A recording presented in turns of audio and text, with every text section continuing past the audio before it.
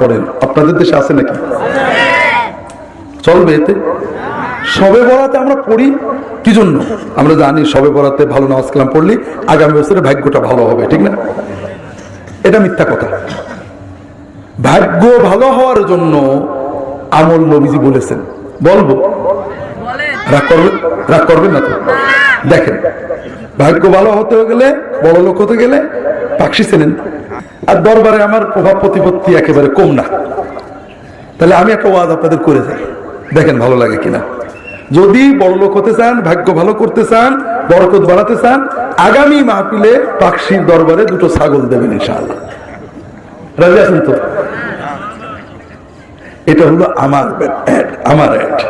আর আল্লাহ রাসূল কি বলেন শোনেন, মান আরাদা আইয়ুনসা ফি আজালিহি ওয়া ইউবারাকা লাহু ফি রিজকিহি ফালিয়াসিল রাহিমা।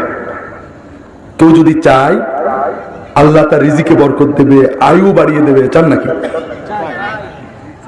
তাহলে ইনশাআল্লাহ আগামী বছরে পাকশিতে 2টো করে ছাগল। মুশকিল হয়ে গেল।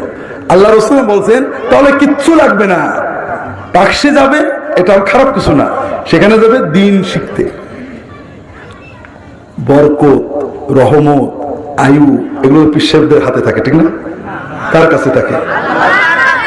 পীর সাহেব, মৌলানা সাহেবের কাছে কি থাকে? এলেম থাকে, আমল থাকে। যার কাছে যেটা থাকে তার কাছে সেই জন্য যাইতে হয়।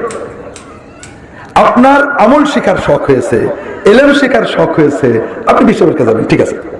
কিন্তু বরকতের দরকার হয়েছে, রহমতের দরকার হয়েছে, আয়ু বাড়ানোর দরকার হয়েছে, কি করবেন?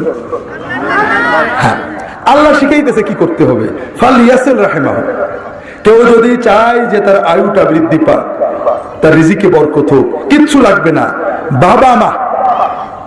বাবা মার মাধ্যমে আমরা যে আত্মীয় পাই তাদেরকে বলে রাহিম, রক্ত সম্পর্কের আত্মীয়, ভাই বোন, চাচা, মামা, এইসব। যদি কেউ বাবা মা এবং তাদের মাধ্যমে পাওয়া রক্ত সম্পর্কের আত্মীয়দের আত্মীয়তা রক্ষা করে, ভালো সম্পর্ক রাখে, হক আদায় করে, আল্লাহ তার আয়ুও বাড়িয়ে দেবেন, রিজিকেও বরকত দেবেন। প্রবলেম হলো এই ওয়াজে আমাদের পাকশির কোনো লাভ হলো না, এই জন্য তো এগুলো করতে চাইনি। এখন পুষ্টাই করে তো ভুলে গেল। এখন বরকতের জন্য আপনাকে শবে বরাতে কিছু করা লাগবে না। শবে বরাতে বরাত বা ভাগ্য হয়, এটা মিথ্যা কথা। শবে বরাতে আল্লাহ গুনাহ মাফ করেন, এটা হলো সত্য কথা। কথা বুঝেছেন তো? ভাগ্য ভালো করতে আব্বা আম্মার হক আদায় করেন, খেদমত করেন, ভাই বোনের হকটা দেবেন, তাদের সাথে সম্পর্ক ভালো রাখবেন। চাচা, মামা, রক্তের আত্মীয়, আমাদের যত সম্পর্ক শ্বশুর বাড়ির আত্মীয়র সাথে, হ্যাঁ, শ্বশুর বাড়ির আত্মীয়তার হক তারা পাবে। আর রক্তের আত্মীয়দের হক নষ্ট করলে আয়ুও নষ্ট হবে, রিজিকও বরকত হবে। আমি আমার এক স্যার, সত্য কথা বলছি, শতভাগ সত্য কথা, একটু বোঝেন। আমার এক স্যার খুব ভালো মানুষ, দিনদার, দাড়িওয়ালা, আবেদ, প্রাইমারি স্কুলের স্যার। উনি ছেলের বড়, বাপের বড় ছেলে। তিনি একটু লেট করে বিয়ে করলেন, আগে ভাই বোনদের বিয়ে দিলেন, সংসার মোটামুটি রেডি করে নিজে বিয়ে করলেন। বিয়ের পরে ওনার স্ত্রীও খুব উচ্চশিক্ষিত। ওনার আব্বা আম্মা এবং ভাই বোনদের সাথে ওনার স্ত্রীর কঠিন তিক্ত সম্পর্ক হয়ে গেল। স্যার কোন পক্ষে যাবে? শেষ পর্যন্ত বেচারা আব্বা আম্মা ভাই বোনদের থেকে বাড়ি ভেঙে আমাদের বাড়ির কিছু কাছে একটা বাড়ি করলেন। বাবা ঝগড়া টগড়া সহ্য, শান্তিতে থাকতে চাই। কথা বুঝেছেন তো? ঘটনাচক্রে স্যারের পড়শি এমন জল্লাদ হলো যে স্যার আমার মাঝে মাঝে আফসোস, আমি খুব মহব্বত করতাম, যাইতাম মাঝে মাঝে, যে বাবা পড়শি দিয়ে এত জল্লাদ হয় কল্পনা করিনি। একজন শাশুড়ি যত অত্যাচার বলে 10 জন শাশুড়ি যত অত্যাচার করে, এক পড়শি তার বেশি অত্যাচার। কথা কি বুঝতে পেরেছেন? 10 জন শাশুড়ি যে অত্যাচার করে, এক পড়শি তার বেশি অত্যাচার। স্যারের আব্বা প্রায় 100 বছর বাঁচছিলেন, দেখছি বুড়ো হয়ে কুজো হয়ে গেছেন, চলে বেড়াতেন। আমার ধারণা ছিল স্যারও ওরকম বাঁচবে, হঠাৎ এই 65 বছর বয়সের দিকে স্যারের রিটায়ারমেন্টের কিছু পরে স্যারের ডায়াবেটিস ছিল, কিডনিটা নষ্ট হয়ে গেল। আপনারা যদি কিডনি ড্যামেজ রোগী দেখেন তাহলে বুঝবেন সারা গায়ে পানি জমে যায়, ডায়ালিসিস করতে হয়। গরিব মানুষ ডায়ালিসিস করতে না পারলে ওই কিডনি মারা যায়, খুব কষ্ট। স্যার মারা গেলেন। স্যারের 3টে মেয়ে, একটা ছেলে। স্যারের মৃত্যুর 6 মাসের মাথায় স্যারের বাড়ির সামনে একটা খাল, সবসময় ওই খালেই গোসল টোসল করে তারা।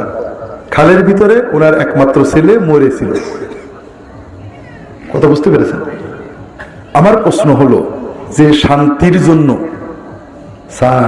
স্যারের স্ত্রী বাড়ি আলাদা করে আসলেন, সেই শান্তি কি তারা পাইলেন? শান্তি কি আমাদের পরিকল্পনায় হয় না আল্লাহর রহমতে হয়? আমার অনুরোধ ভাইরা, যে শান্তি বরকত, বিশেষ করে মহিলাদের বলবো, মহিলারা বিবাহের পরে যারা শাশুড়ি তারাও খারাপ আচরণ করে। শাশুড়ি কিন্তু অর্থাৎ ছেলের মা মহব্বত করেই ছেলেটাকে বিয়ে দিয়েছে। বিয়ে যেহেতু দিয়েছে, ছেলে তো বউর সাথে সময় দেবেই। তখন আবার মা মনে করে যে বউটা আমার ছেলেটা কেড়ে নিল, তাহলে বিয়ে দিয়েছ কি জন্য? বিয়ে না দিলেও তো চলতো। আবার বেটার বউ চিন্তা করে স্বামী আমার, আমি খাটনি করি, টাকা পয়সা যা হয় আমার সংসার লাগাবে, বাপ মা দেবে কেন? এরকম চিন্তা আছে না নাই? আমি মহিলাদের বলবো, শাশুড়ির সাথে ঝগড়া যদি বেটার বউ হয় এটা 50-50, এখানে কোনো গজব নেই, গুনাহ আছে।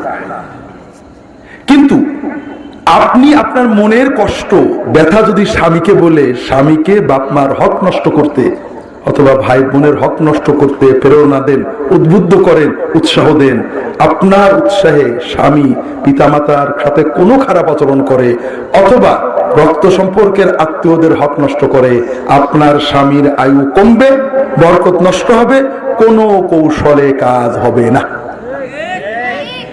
কাজেই যত কষ্ট মনে থাক, আপনি যত ঝগড়া করে ফেলেছেন ঠিক আছে, কিন্তু স্বামীকে উৎসাহ দেবেন বাবা মার সাথে সর্বোত্তম আচরণ করতে। আপনার শাড়ি কিনলে বলবেন যে আম্মাকে আব্বাকে দেবে। ভাই বোনের হক অন্তত দেবে, শাড়ি দেওয়ার দরকার নেই, কিন্তু তাদের হক, বিপদে আপদে খোঁজ খবর নেওয়া, তাদের পাওনাটা অন্তত যেন আপনার স্বামী দেয়, এই জন্য তাকে উদ্বুদ্ধ করবেন। ইনশাআল্লাহ বাড়িতে সবসময় বরকত থাকবে।